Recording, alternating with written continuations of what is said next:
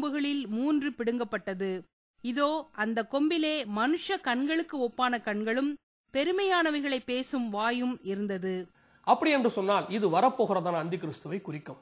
போன அந்தி கிறிஸ்து கிரேக்க சாம்ராஜ்யத்தின் நடுவிலிருந்து 4 கொம்புகள் நடுவிலிருந்து வந்ததாக நமக்கு அறிவிக்கிறார். அப்படி என்று சொன்னால் சரித்திரத்தை கொஞ்சம் பின்னோக்கி நாம் பார்க்கும் பொழுது போன அந்தி கிறிஸ்துவை குறித்து தெரிந்து கொள்வதற்கு நமக்கு அது ஏதுவாய் இருக்கும். போன அந்தி கிறிஸ்து யார்?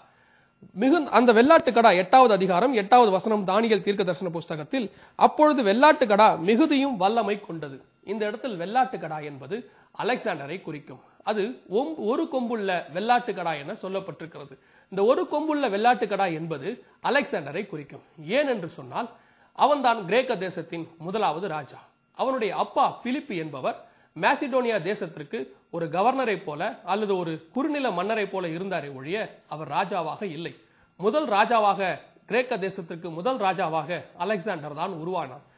கிமு 333 அவன் இந்த உலகம் முழுவதையும் பிடிக்க வேண்டும் என்று ஆசைப்பட்டு மேசிடோனியா தேசத்திலிருந்து புறப்படும் பொழுது அவன் சொன்னானாம், இந்த உலகம் முழுவதையும் பிடித்து இந்த உலகத்துக்கு ஒரே அதிபதி நான் ஆவேன், அதை ஆன பின்பாக தான் நான் மீண்டுமா இந்த மேசிடோனியா தேசத்திற்கு நான் திரும்பி வருவேன் என்று சொல்லி அவன் புறப்பட்டு போனானாம்.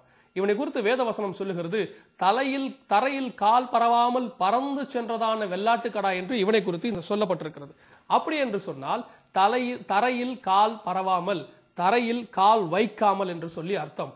ஒரே ஜம்பாக ஒரே ஸ்ட்ரெச்சாக அவன் புறப்பட்டு போனான். அலெக்சாண்டருடைய வாழ்க்கையை பார்க்கும் பொழுது அவன் மேசிடோனியா தேசத்திலிருந்து புறப்படும் போது ஒரே ஸ்ட்ரெச்சாக ஒரே ஜம்பாக இந்த உலகத்தை முழுவதும் பிடித்து விட்டு தான் அடுத்த முறையாக நான் மேசிடோனியா தேசத்திலே கால் வைப்பேன் என்று சொல்லி அவன் புறப்பட்டு போனான். ஆனால் அவன் மீண்டுமாய் பாபிலோன் தேசத்துக்கு திரும்புகிற வழியிலே அவன் நோய்வாய் கண்டு இறந்து போனான் என்று பார்க்கிறோம்.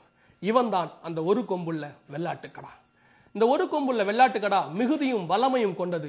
இவன் உலகத்திலே உள்ளதான மிகப்பெரிய பாகங்களை பிடித்தான். நீங்கள் பின்னால் பார்க்கிறதான இந்த மேப்பை பார்க்கும் பொழுது அவன் உலகத்திலே என்னென்ன பகுதிகளை பிடித்தான் என்பது நமக்கு கண்ணுக்கு நேராக தெரிகிறது.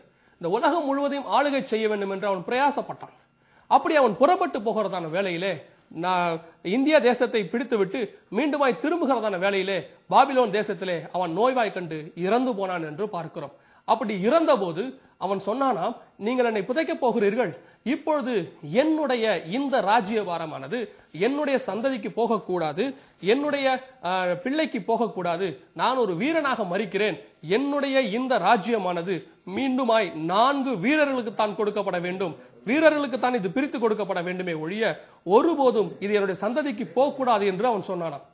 இதை குறித்து பார்க்கும் பொழுது வேதவசனம் நமக்கு தெளிவாக சொல்லுகிறது, இந்த வெள்ளாட்டு கடாவனுடைய இந்த ராஜ்யபாரமானது மீண்டுமாய் பிரிக்கப்பட்டது.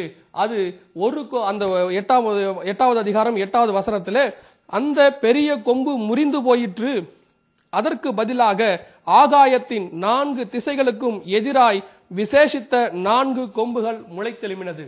பாருங்கள், அலெக்சாண்டருடைய சரித்திரத்தை பார்க்கும் பொழுது அலெக்சாண்டருடைய ராஜ்யபாரம் அவனுக்கு பிற்பாடு அவனுடைய சந்ததிக்கு போகவில்லை, அவனுடைய மகனுக்கு போகவில்லை.